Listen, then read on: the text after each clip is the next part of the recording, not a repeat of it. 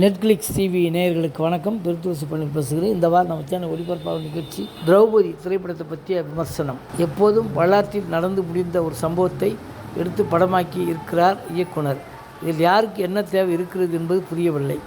எப்போதும் சமூகம் சார்ந்த சென்சிட்டிவ் கதைகளை இயக்கி பரபரப்பை ஏற்படுத்துபவர் டாக்டர் மோகன்ஜி. இவர் இயக்கத்தில் தற்போது திரௌபதி 2 என்ற திரைப்படம் வெளிவந்துள்ளது. விழுப்புரம் மாவட்டத்தில் ஒரு கிராமத்தில் வாழ்ந்து வருபவர் பிரபாகர் ரிச்சர்ட் ரிஷி. அந்த ஊருக்கு வரும் ஒரு சிலரை ஒரு கோவிலுக்கு அழைத்து செல்கிறார் ரிஷி. அங்கே உடன் வரும் ஒரு பெண் மீது திரௌபதியின் ஆத்மா இறங்குகிறது. அப்பெண் 14ஆம் நூற்றாண்டில் நடந்த ஒரு சம்பவத்தை பகிர்ந்து கொள்கிறார். திருவண்ணாமலை பகுதியை ஆட்சி செய்து வருகிறார் வீர வல்லாள மகாராஜா நட்டி நடராஜ். மகாராஜாவின் மேற்பார்வையில் வளர்ந்து வருகிறார் காடவராயன் ரிச்சர்ட் ரிஷி. இந்த காலகட்டத்தில் டெல்லி துக்ளக் சுல்தானும் மதுரை ஆளும் கில்ஜியும் நாட்டு மக்களை மதம், வழிபாடு, கோவில் என பல விஷயங்களில் துன்புறுத்தி வருகிறார்கள். மகாராஜாவும் காடவராயனும் இதை எதிர்த்து போராடுகிறார்கள். எதிர்பாராத விதமாக மகாராஜா சுல்தானின் சூழ்ச்சியால் கொல்லப்படுகிறார். இதற்கு பழிவாங்க காடவராயன் சுல்தானின் கோட்டைக்கு செல்கிறார். மற்றொரு புறம் காடவராயன் மனைவி திரௌபதி கில்ஜியின் கதையை முடிக்க மதுரை செல்கிறார். இவர்களின் திட்டம் நிறைவேறியதா என்று சொல்கிறது திரௌபதி 2. இங்கே சொன்ன கதைக்கு எந்தவித மத சாயமும் இல்லாமல் சரியான திரைக்கதை அமைத்து இப்படம் சிறந்த படமாக வந்திருக்கும். மாறாக ஒரு குறிப்பிட்ட மதத்தினர் மீது வெறுப்புணர்வை காட்டும் படமாக வந்துள்ளது திரௌபதி 2. இந்தியாவின் மீது படையெடுக்க பல அந்நிய தேசத்தவர்கள் நம் மக்களிடம் பல கொடுமைகளை நிகழ்த்தினார்கள் என்பது மறுக்க முடியாத உண்மை.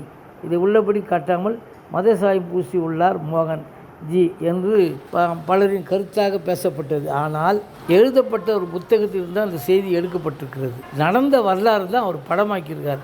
அவர் மீது குற்றம் சாட்டுவதற்கு எந்த வழியும் இல்லை. இது புரியாமல் சில பேர் படத்தை பார்த்துவிட்டு பேசிக் கொண்டிருக்கிறார்கள். படம் எதிர்பார்த்த அளவுக்கு சிறப்பாக வந்திருக்கிறது. எந்த காட்சியும் நம்மை முகம் சுளிக்க வைக்காத அளவுக்கு ஒவ்வொரு காட்சி சிறப்பாக எடுத்திருக்கிறார். ஒரு பாகுபலி படம் பார்த்தால் அது ஒரு பிரம்மாண்டம் வந்தது. கற்பனை கதையாக இருந்தாலும் அதை வடிவமைத்த விதம் மிக சிறப்பாக இருந்தது. இந்த படத்தில் நட்டி நடராஜ் ராஜாவை நடித்திருக்கிறார். அவர் மகாராஜா தோற்றத்துக்கு சரியான தேர்வு. அவர் டைலாக் டெலிவரியில் எதுவும் பிசகாமல் அழகாக பேசி நடித்திருக்கிறார்.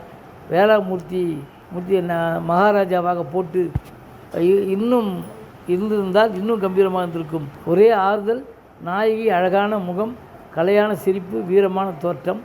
திரௌபதிக்கேற்ற அத்தனை அம்சங்களும் பொருந்தி அருமையாக நடித்திருக்கிறார். ரிச்சர்டு முகத்தில் எந்த ஒரு பாவனையும் இல்லாமல் போகிறார்.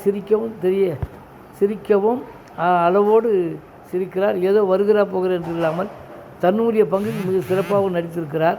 மொத்தத்தில் திரௌபதி 1 படம் போல இருக்கும் என்று நினைத்தோம். ஆனால் இது வரலாற்று கதை என்பதால் பல மாற்றங்களுடன் இதில் மிக சிறப்பாக பிரம்மாண்டமாக எடுத்திருக்கிறார்கள். இந்த படம் ரசிகர்கள் நிச்சயமாக கவரும். இதில் எந்தவித மாற்றமும் இல்லை. வெற்றி வாகை சூடும். நன்றி, வணக்கம். அடுத்த வாரம் வேறொரு திரைப்படத்தோட விமர்சனத்தோடு சந்திக்கிறேன்.